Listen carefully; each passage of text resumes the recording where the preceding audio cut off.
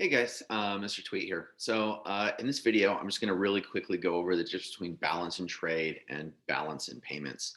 Balance in trade, real simple. It's just net exports or exports minus imports. So positive are the things that you send out to other countries. That counts as a positive. And then a negative would be the things that you import or bring in. The United States runs a real large negative balance on balance of trade because we import a lot more than we export.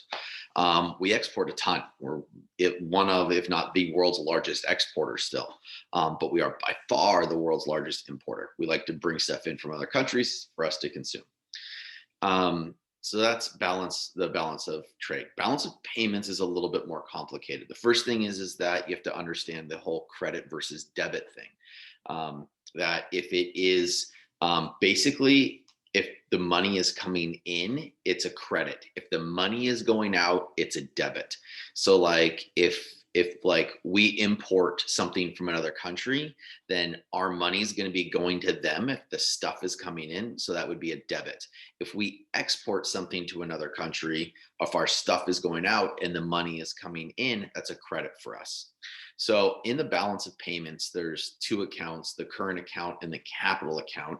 The current account includes like the trades of goods and services across borders. So like if we ship something to another country or if they ship it to us, it includes like transfer payments. So like if, if money is like being sent from someone who, like, let's say they like live in the United States but their family is in Poland, and so they send some money back to their family. That's a transfer payment. Or if there's a natural disaster in Japan and Americans send them some money, that would be a transfer payment.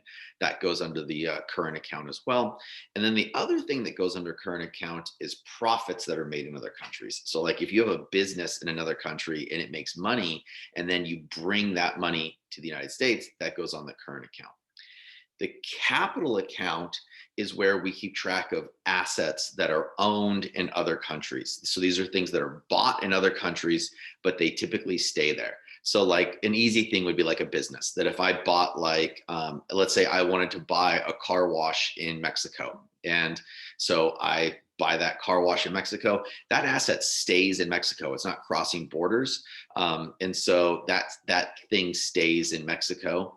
One that's a little bit more difficult is bonds. Bonds have to stay in the country where they're issued. So that like if somebody, like if I wanted to buy a German bond, I'd have to open a brokerage account and that bond stays in Germany. So that goes on the capital and financial account as well. And then to figure out the credit debit thing, you just have to figure out, is the money coming in or money going out? So if you have an American who buys a business in Mexico, that's going to be a debit for the United States because the money is going out. That's going to be a credit for Mexico because the money's coming in.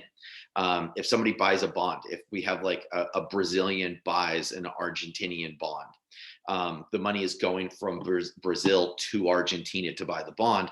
So that's a debit for Brazil. That's a credit for Argentina.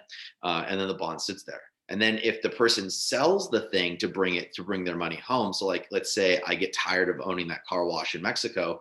So I decide to sell it. When I sell the car wash in Mexico, right, then the money that I sell that car wash for and I bring back to the United States, that's going to be a credit for the United States. That would be a debit for Mexico.